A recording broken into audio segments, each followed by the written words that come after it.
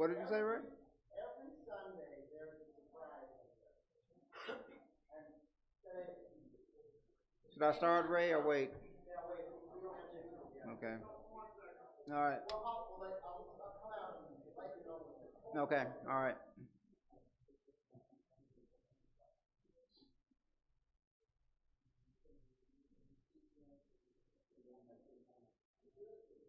Okay, we're live and it seems to be working. All right. Let's get going. Good morning. Good morning to all of you that are here in the sanctuary or watching online. My name is Charles Thomas, and I'm the worship associate for today. The Unitarian Universalist congregation of Flint is a welcoming congregation where differences are not just tolerated, they are welcomed. This is a place where you can be free to be yourself, your whole self. If you're new here and would like more information about our church, there's a card in the back of the pews, and if you fill it out, we will send you our newsletter, which has information about upcoming events and services. And this is the card I'm talking about. On the front it says, "Welcome to the Unitarian Universalist congregation of Flint." On the back it has a place for you to put your information, email, name, address, phone, etc.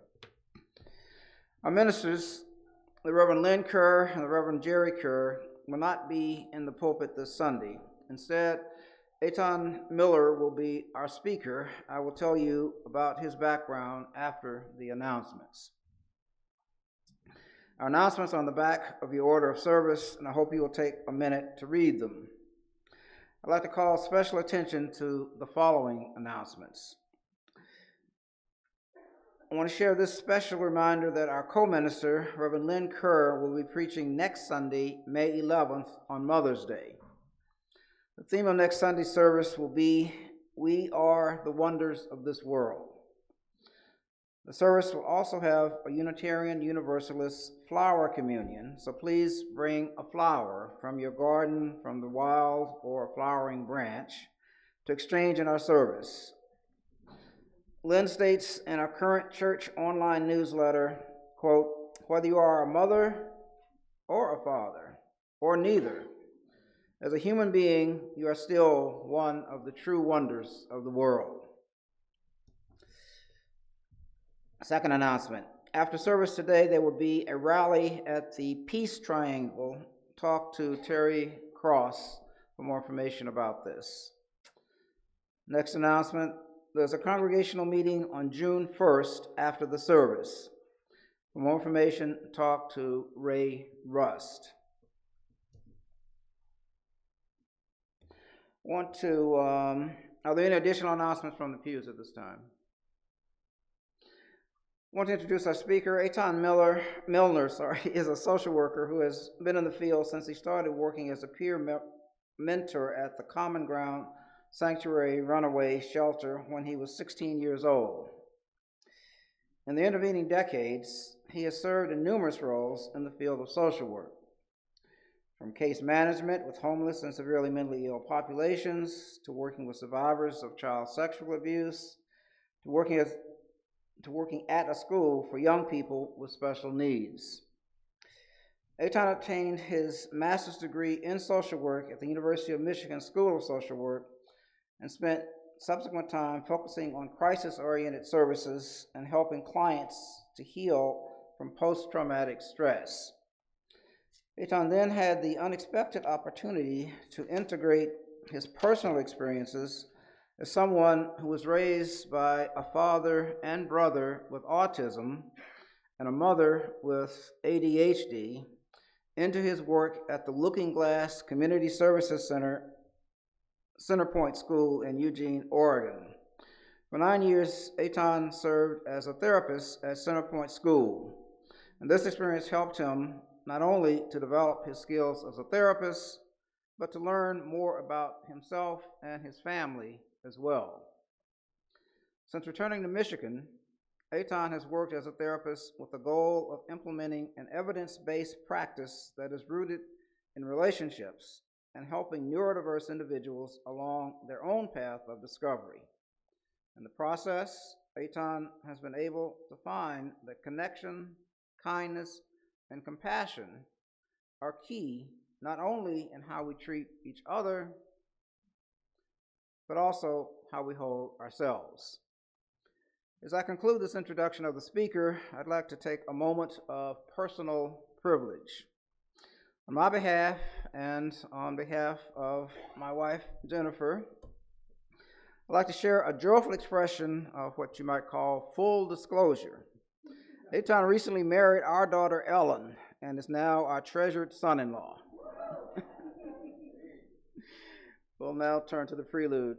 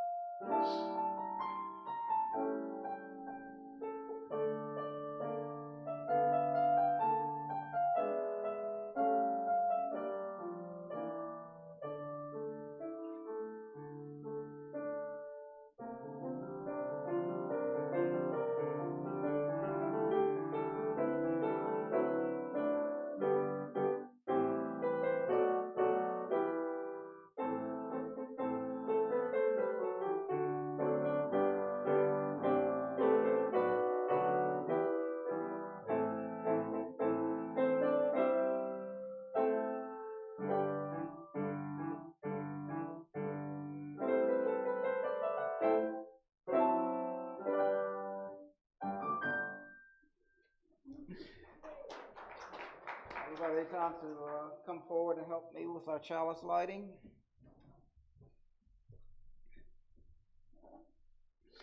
Go ahead.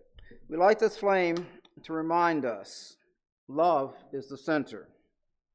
As we grow and connect, mature and deepen, love remains the center. When the light of truth burns all else away, love remains. I invite you to with me say the words of our covenant, which you see on the screen. Recognizing the richness of diversity, the beauty and wonder of shared worship, and the transforming power of love and service, we gather as a sacred, intentional community to freely seek knowledge and truth, to celebrate the fullness of life, and by our actions to increase goodness and justice. If you will, as you are able, rise and sing with Raina, hymn number 127, Can I See Another's Woe? Jennifer's going to play this through since it's a new hymn for us so that we can get the tune in our minds.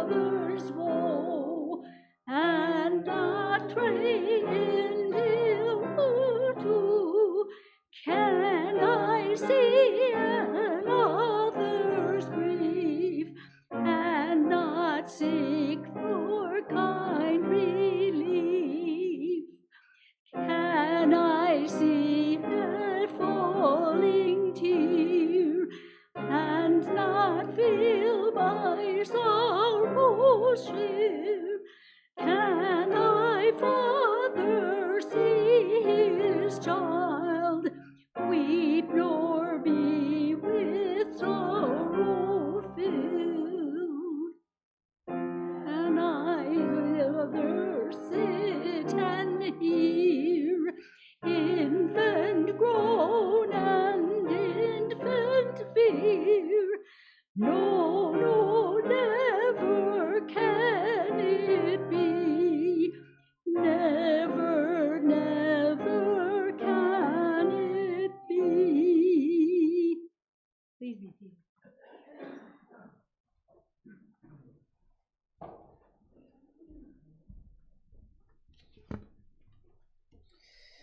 Now turn to meditation. To be hopeful in bad times is not just foolishly romantic. It is based on the fact that human history is a history not only of cruelty, but also of compassion, sacrifice, and courage. We'll now have a moment of silence, followed by a time for lighting candles of joy or concern. There are candles in the front of the church here and in the back off to the side to my left. If you wish to share your reason for lighting, please do so by writing it in the book at the back of the sanctuary. We'll have a moment of silence.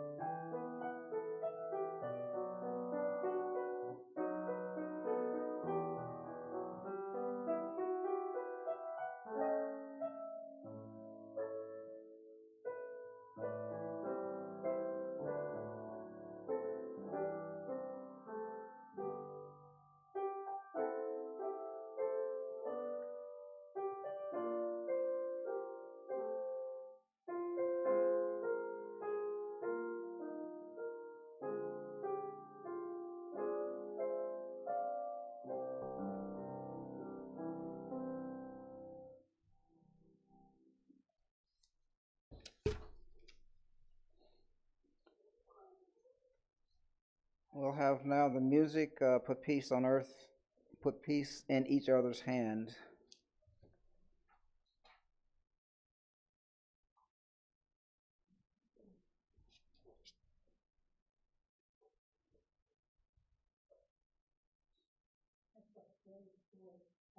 Oh, is it? Okay, sorry. Well, we'll move to the opening words then. Sorry, I got mixed up on that, Jennifer. Um, our opening words before we hear our talk from our speaker on UU values and social work being of service during trying times. These opening words are by Chief Tecumseh. Our opening words are by Chief Tecumseh, who emphasizes the importance of a life of service. He speaks of having values and ideals to live by and for, values which guide you, ground you, and center you. Chief Tecumseh's insights relate in vitally important ways to the messages Ethan Milner will be sharing with us. Quote from Chief Tecumseh: "So live your life that the fear of death can never enter your heart. Trouble no one about their religion. Respect others in their view and demand that they respect yours. Love your life, perfect your life, beautify all things in your life. Seek to make your life long and its purpose in the service of your people. Prepare a noble death song for the day when you go over the great divide. Always give a word or sign of salute when meeting or passing a friend, even a stranger, when in a lonely place. Show respect to all people and grovel to none. When you rise in the morning, give thanks for the food and for the joy of living. If you see no reason for giving thanks, the fault lies only in yourself. Abuse no one and no thing, for abuse turns the wise ones to fools and robs the spirit of its vision.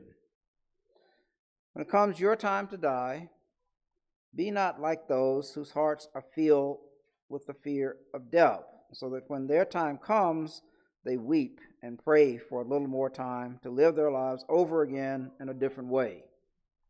Sing your death song and die like a hero going home."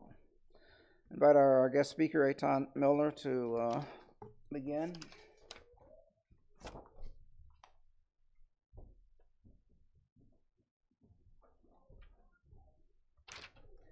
Thanks so much, Charles, and thanks to everyone for having me again here today. It's really an honor to be able to share this moment with you all. I'll start with a reading from Jane Addams and her brief memoir, 20 Years at Hull House. Just for a quick background, I'll explain a little more who Jane Addams is, but she's one of the founding mothers of social work and sociology. "I remember one family in which the father had been out of work for the whole winter. Most of the furniture had been pawned, and as the worn-out shoes could not be replaced, the children could not go to school.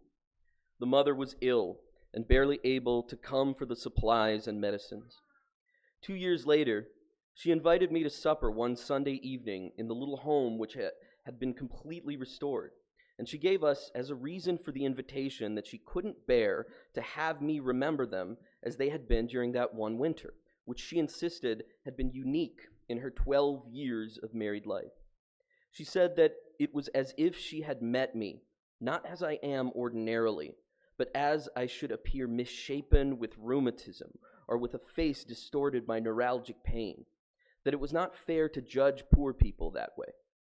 She perhaps unconsciously illustrated the difference between the relief station relation to the poor and the settlement relation to its neighbors, the latter wishing to know them through all the varying conditions of life, to stand by when they are in distress, but by no means to drop intercourse with them when normal prosperity has returned, enabling the relation to become more social and free from economic disturbance. The settlement is valuable as an information and interpretation bureau. It constantly acts between the various institutions of the city and the people for whose benefit these institutions were erected. The hospitals, the county agencies, and state asylums are often but vague rumors to the people who need them most. Another function of the settlement to its neighborhood resembles that of the big brother, whose mere presence on the playground protects the little one from bullies.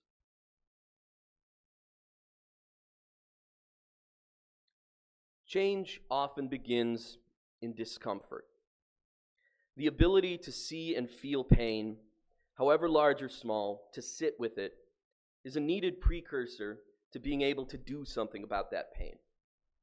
We learn this lesson over and over from a very young age, but it often begins and ends with ourselves. How do I soothe this scrape on my knee? How do I make my aches and pains go away? How do I feel better when I'm sad, scared, or lonely? But it takes an important kind of sight, an important kind of connection, to look past ourselves when it comes to discomfort, to ask how to soothe another's pain, how to show up and support another person in their woes. We often have and need role models in our lives to show us the way, whether it's our parents, our elders, our community leaders, or those who guide us in our faith. Jane Addams, born in 1860 in Illinois, serves as an example of this kind of role model. She was born into a well-to-do family, yet saw hardship in her early life as her mother and 4 of her siblings passed away before she was even 9 years old. She experienced health issues throughout her life, including tuberculosis of the spine, which led to her finding meaning in the interior world of ideas, of reading, and education. Jane Addams was among the first wave of young women to be college educated in the United States. But as her health problems persisted, they prevented her from continuing that education in medicine. Yet Addams' voracious intellectual life persisted and ultimately led her to exploring progressive and humanistic ideologies of the time. Addams became fascinated by the work of Mazzini, Tolstoy, and John Stuart Mill.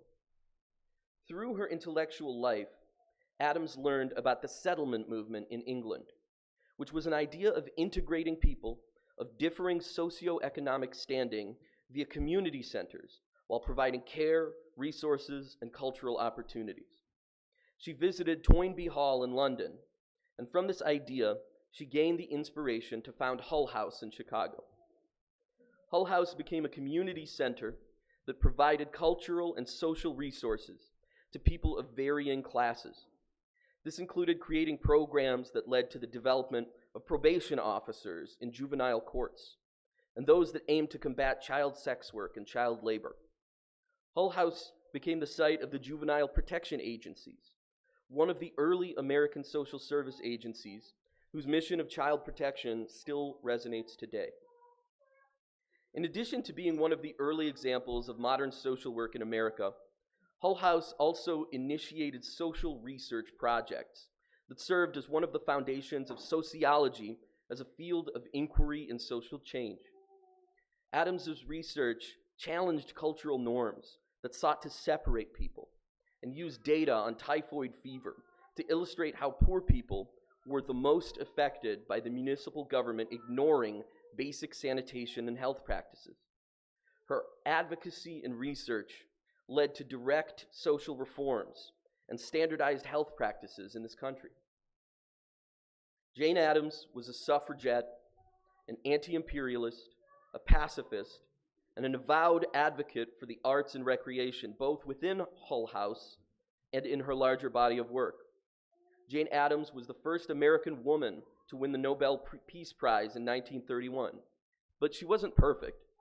She also wrote about a misguided belief in the, quote, new science of eugenics as a means to protect children from inheriting the social ills of their forebears. Whatever her intentions may have been, it serves as a useful reminder that humility is an invaluable guiding principle in our intellectual lives. And so what we see in Jane Addams' story is someone who used the significant inheritance of wealth and status to do what they could to change the world according to humanistic values. Hull House was founded upon the idea of sitting with another person and treating them as human no matter what the discomforting gulf in wealth, health, and status may have been. Although she was a professed Christian, we can also see significant resonances with the Unitarian principles and values in her work and philosophy. In a time of great political cruelty and uncertainty, the idea of showing up, the idea of help, and the examples in history of those who used what they had to do so serve as crucial guideposts for the choices we can make today. I also personally hold Jane Addams as a reference point because I can identify with being precocious and privileged and feeling like I had a choice to make in life. I grew up in a comfortable upper middle class family and had all the privilege in the world. As I became older and thought about normal teenage things like getting a job, I saw a lot of pain and suffering. It felt like the world was a big mess and someone needed to get to cleaning it, which presented a big choice in life.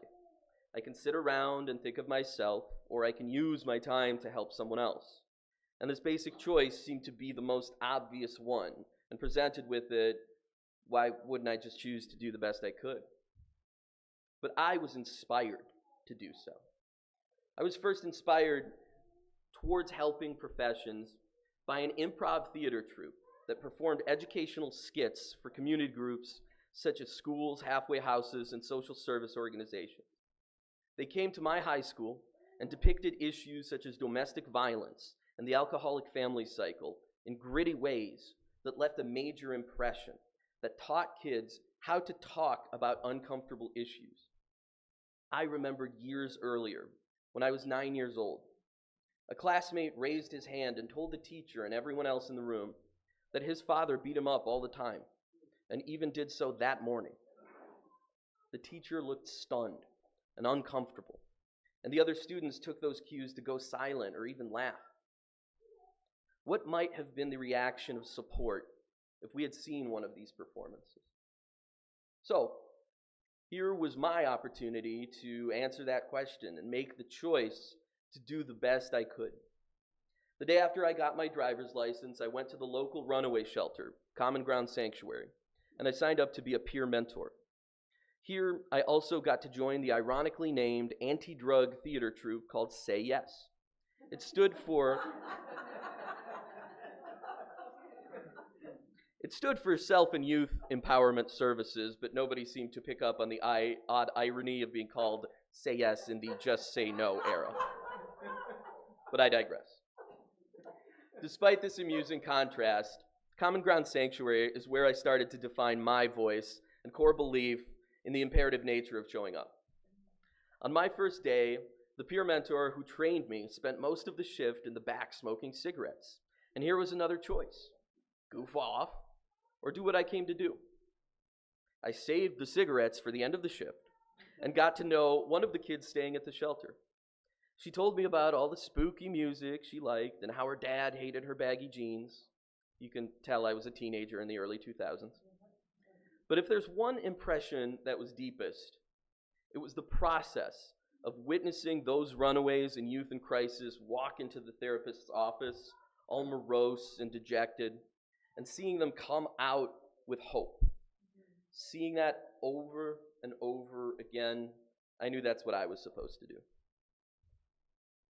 At Common Ground, I grew into my role as a peer mentor and then a shift supervisor. I learned vital lessons about what it means to show up, how complex and unclear the choice to help can be. I would take crisis calls, sometimes from suicidal callers. One such call began with the question, should I leave a note? I stalled while signaling to my volunteer who was in the office, luckily a former homicide detective, to call 911.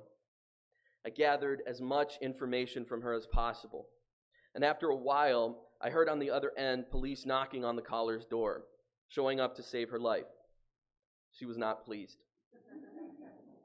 She hung up, but not before saying, "Oh, you little," I'll censor that last part.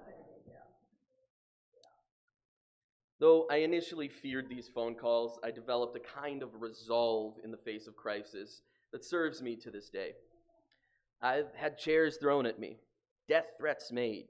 I've had to assess for safety in a toilet stall. I've had a client shadow box in my face and a client overdose in my office during an intake.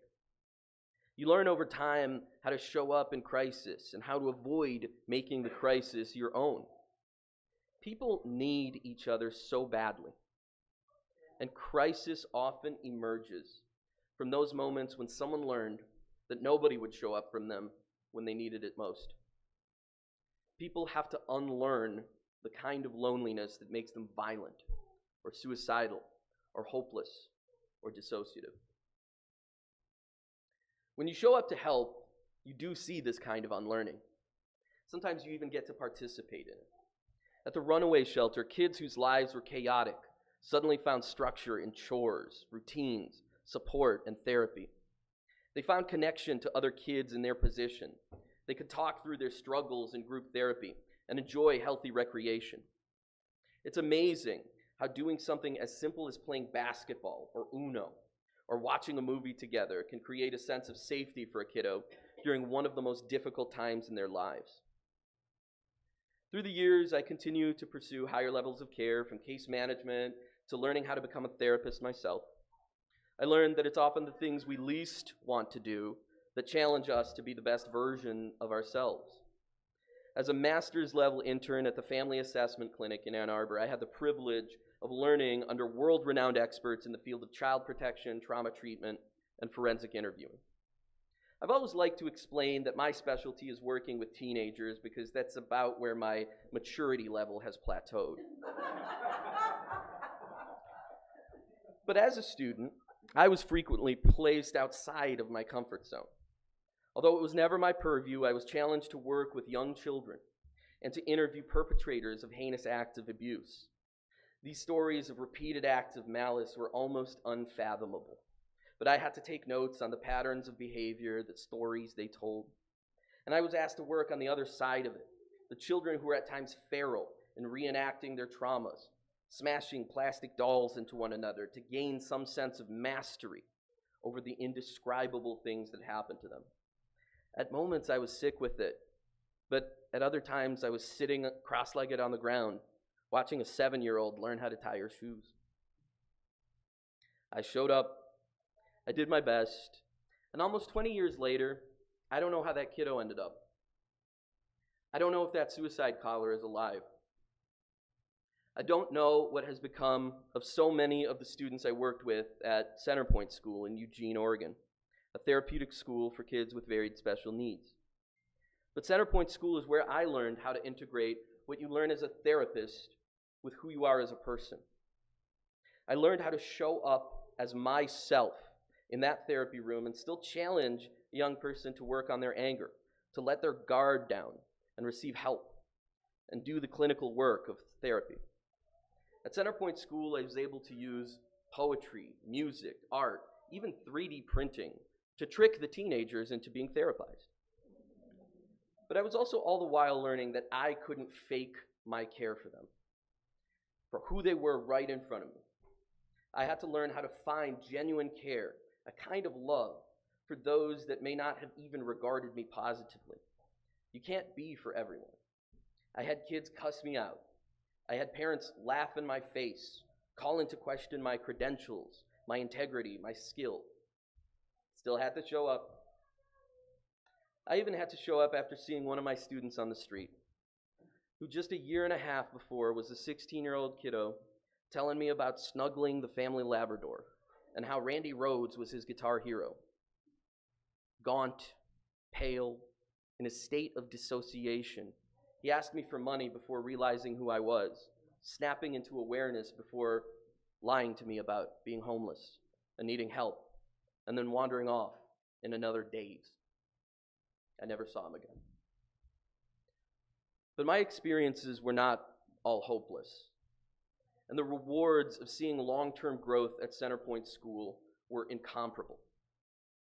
One of the great privileges of my career was to work with young kids and stick with them for years, watching them go from children to young adults. One kiddo started with us at age 11. He struggled with the big emotions and self-expression limitations that autistic kids often confront at a young age.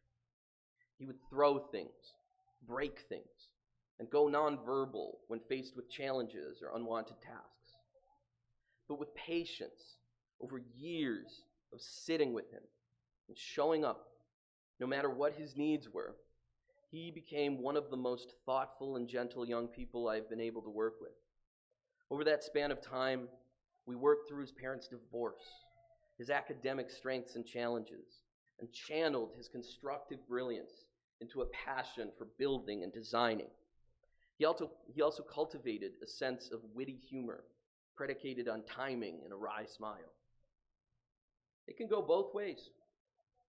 Sometimes you'll see beauty that will fill your soul. But other times, if you show up and help, you have to be open to the possibility that it will open wounds in you that you don't know how to heal, maybe for a long time. This is what social workers call vicarious trauma. And I'm here to say that no matter how you help, there may not be answers that are immediately apparent. You may not be ready to heal for years, or the wounds you sustain may connect to wounds that are far older than you originally thought. It can be a scary proposition to know that sitting with the pain of another person can rip you apart. And I'm not here to say that everyone can do the same kind of showing up. But what I can say is that over time, I've become a better person. Showing up for others has allowed me the chance to see in myself what needed to heal most. I've gained humility and a tiny bit of wisdom, and I've become better at showing up in and of itself. Most importantly, I wouldn't have been able to do it without the people that showed up for me, without those kids who inspired me by performing at my high school, without those who would become my own role models. Beyond Jane Addams, social workers right here and now are giving of themselves in ways that change people's lives on a daily basis. That first model of the wise therapist, Barbara Brosomley at Common Ground Sanctuary, she was reserved, assertive, and eternally wise. I'll never forget seeing a young adult come into the shelter furious, a tall and imposing kid. And the second Barb made eye contact with him, he calmed down and went into her office for a session.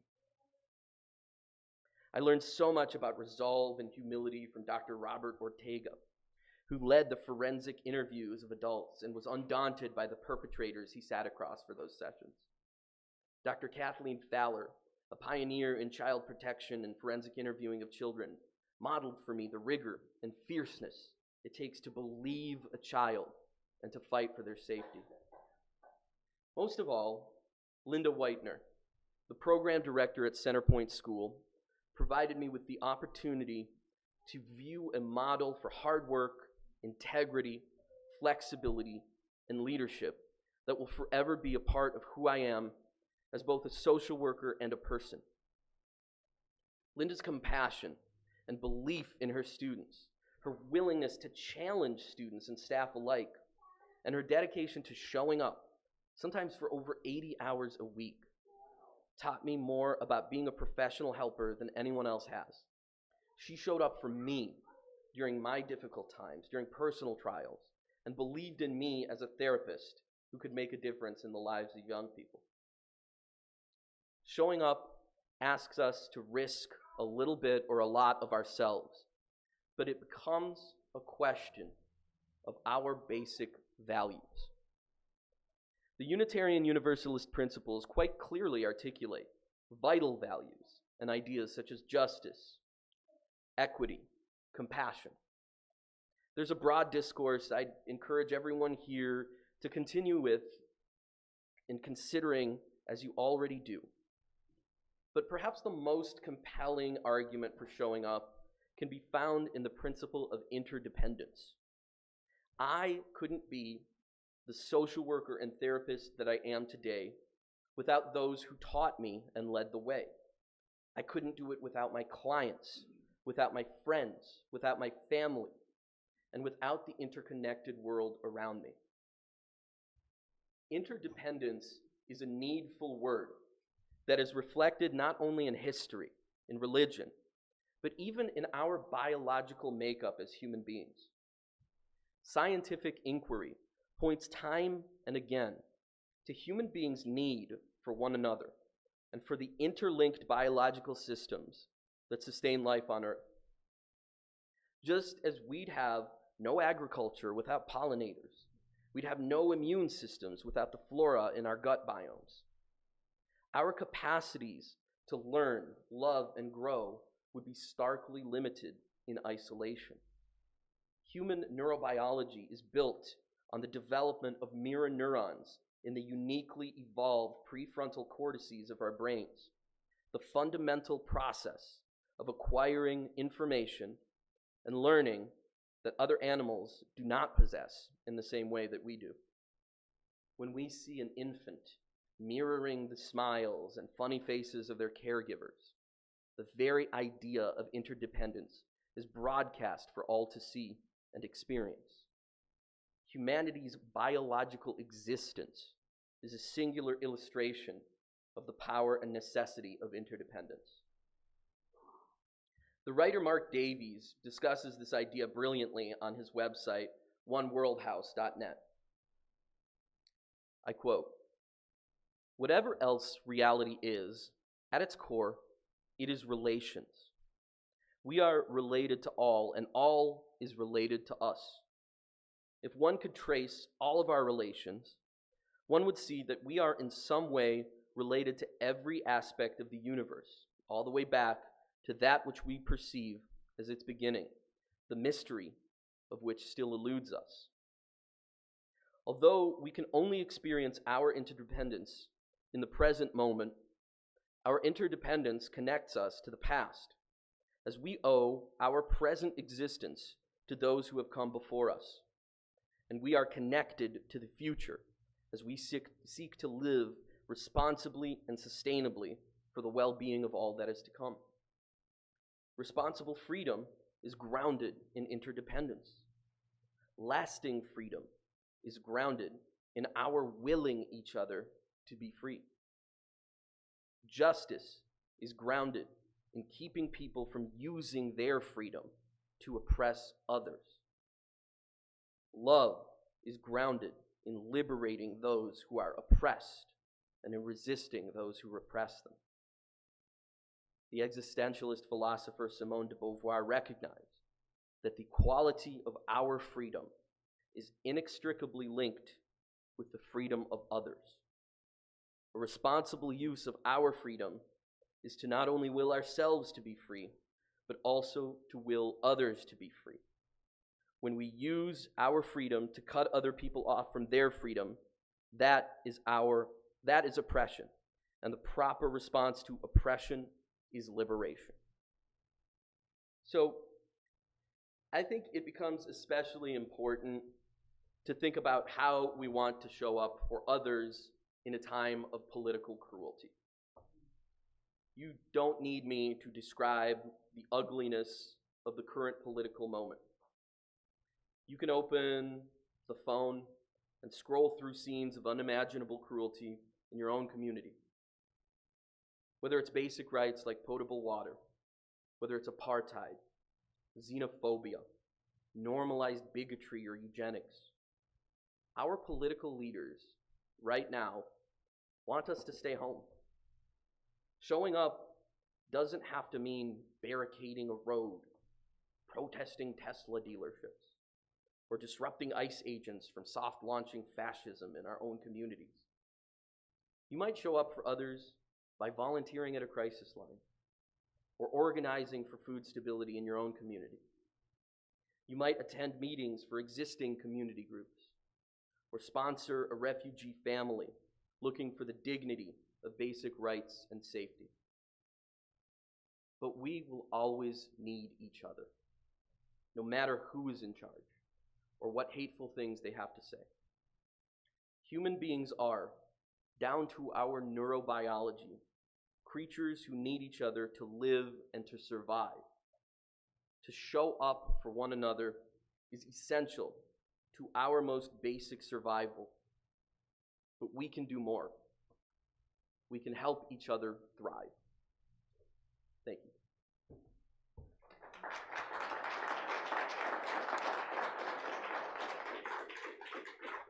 We'll now go to our hymn. This seems like a very appropriate response to that message. Hymn number 131 in the gray hymnal, we're hoping that all three verses will be up here.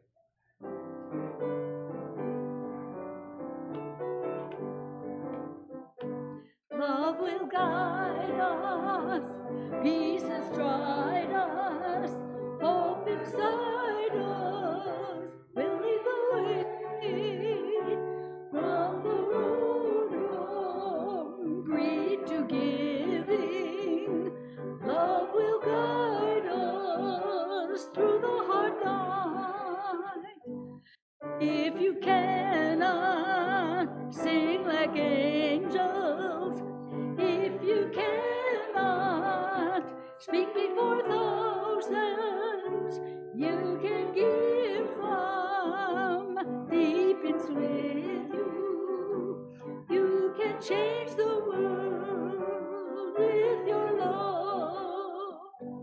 Love will guide us, peace will guide us, hope inside us will lead the way on the road from greed to giving.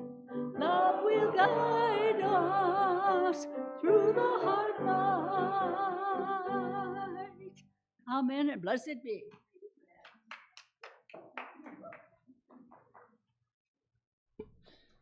Thank you, Raina, for leading us, and thank you, Eitan, for the wonderful talk. We now move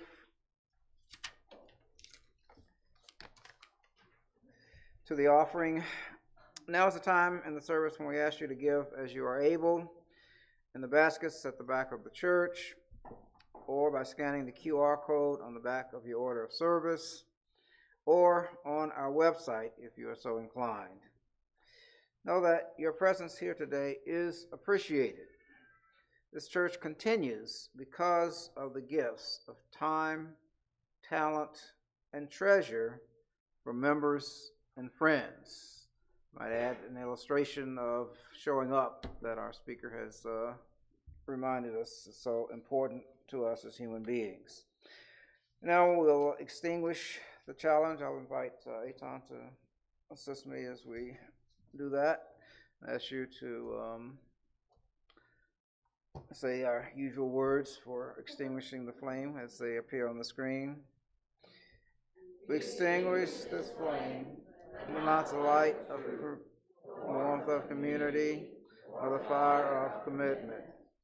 These we carry in our hearts until we are together again.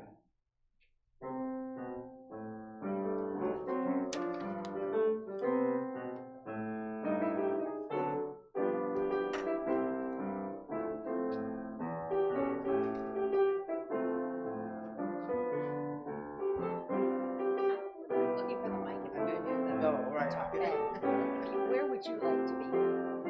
Here or there?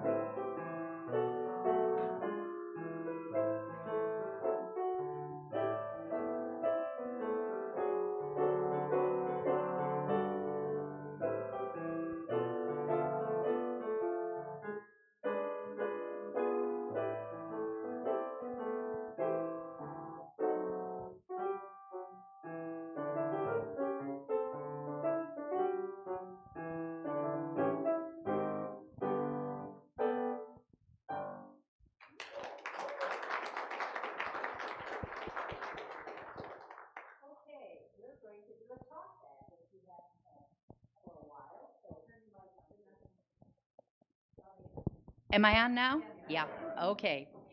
Does anybody have any questions for? Over here, yes, Harold. Why does this not surprise me? Well, you'll see why in a minute. I want to make sure I got it right, Ethan. Prepare a Noble Death Song when you decide to go over the great Chief Tecumseh. Is that pretty close? I have to ask Charles, but that sounds right. All right, and our freedom is inextricably linked to the freedom of others. Simone de Beauvoir. De Beauvoir, yeah, you got it. Okay, so I was a career educator for 44 years in a school system that had high poverty and high needs. And you confirm for me whether or not I was sort of a first line person and you were a backup.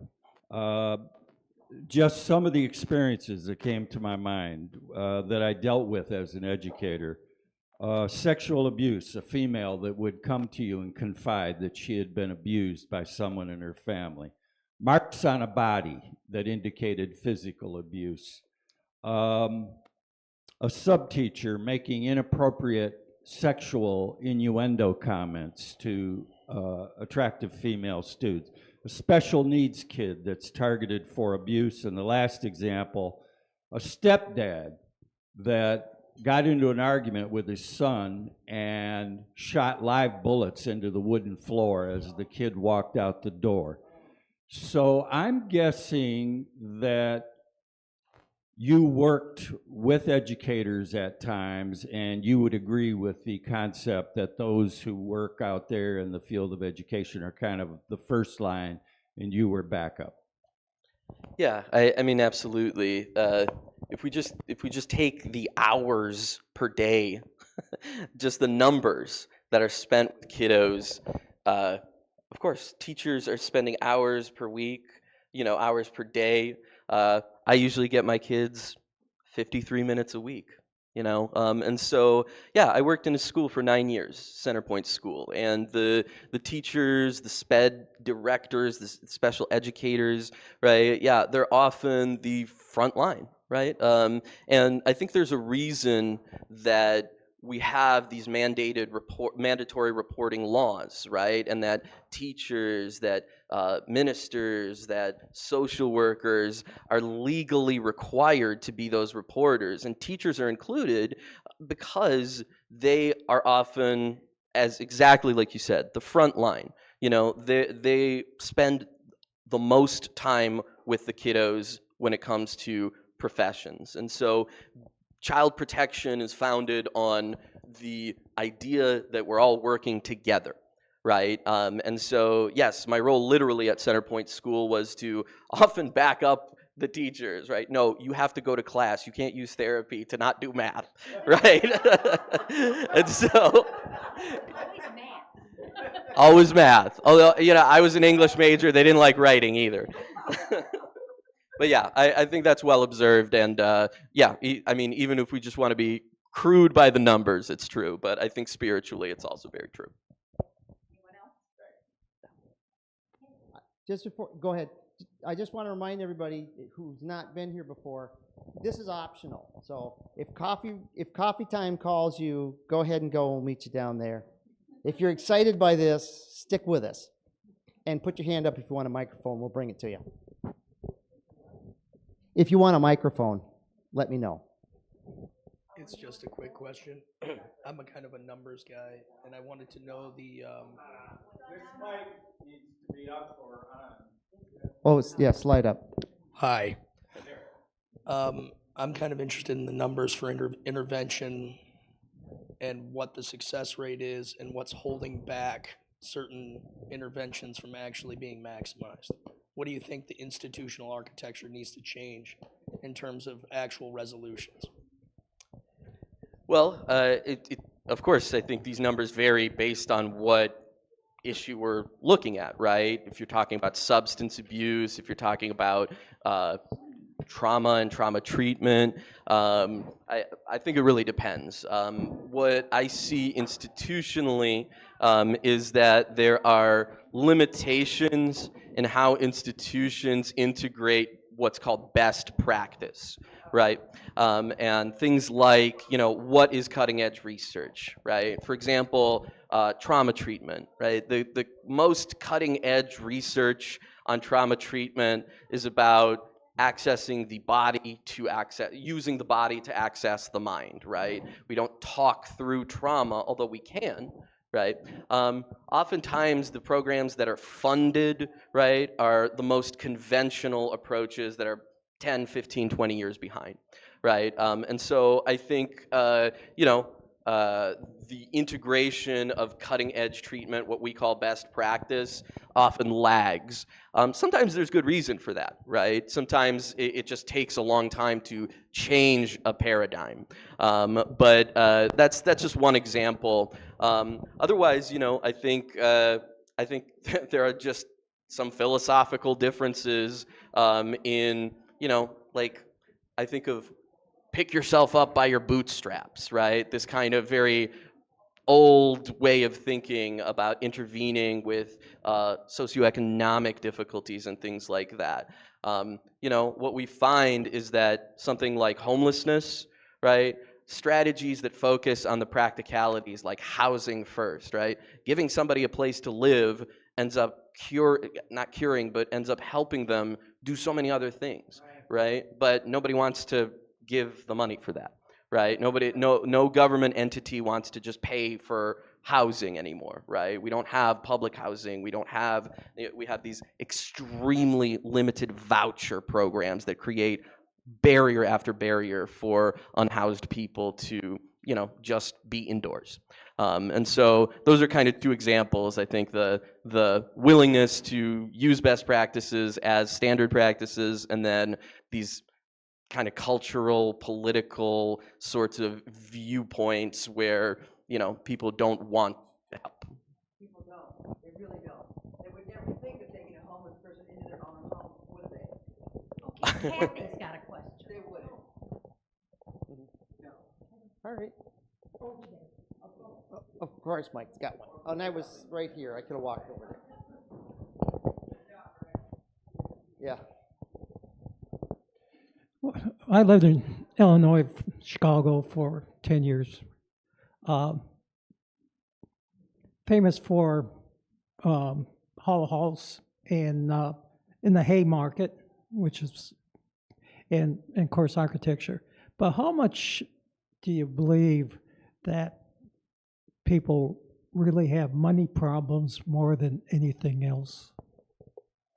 I think kind of touched on it in the last question. I think there are, as somebody who worked at the homeless shelter in Ann Arbor, I was the intake person for a couple of years. I was the what do they call it? The central point of intake for the entire county.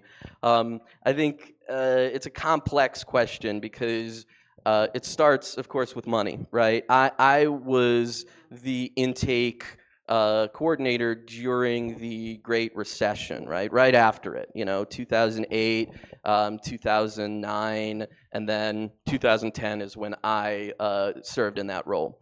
And what I saw is that there were people that were literally just two bad things, right? Two bad things from being homeless, right? Something happened to my roofing business, and all of a sudden, I cope with it by drinking alcohol, and then it's all gone, right?